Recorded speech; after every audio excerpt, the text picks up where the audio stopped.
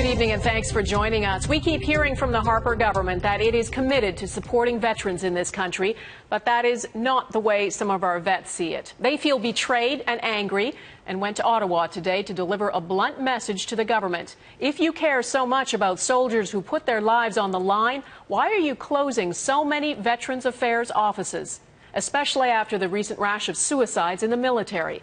Vassy Kapelos has the story. They're taking everything away from us. Frustration. I have deep concerns. Sadness and anger. I've sacrificed a lot for this country. With the closure of 9 Veterans Affairs offices just days away, these veterans are feeling every emotion. They're trying to save money on the backs of the veterans. Terrible. The offices slated to close are located in places like Saskatoon and Charlottetown. About 28,000 veterans will be affected and could have to travel long distances to get one-on-one help at Service Canada offices. Veterans want the closures reversed and say they couldn't have come at a worse time. There have been 8 apparent suicides in the Canadian military in just the last 2 months. When our forces are facing a crisis, there's never been a more important time than to maintain those services. Frankly, as service, very few people had very few visits.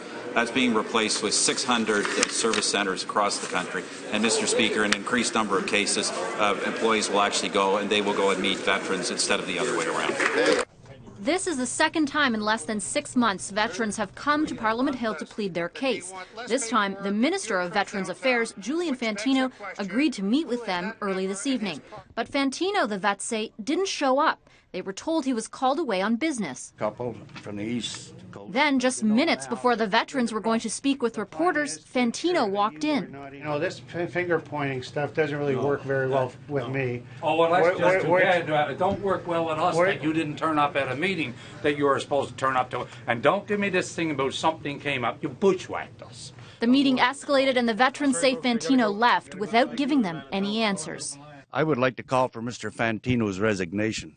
Global News contacted Minister Fantino's office for a response to the call for his resignation.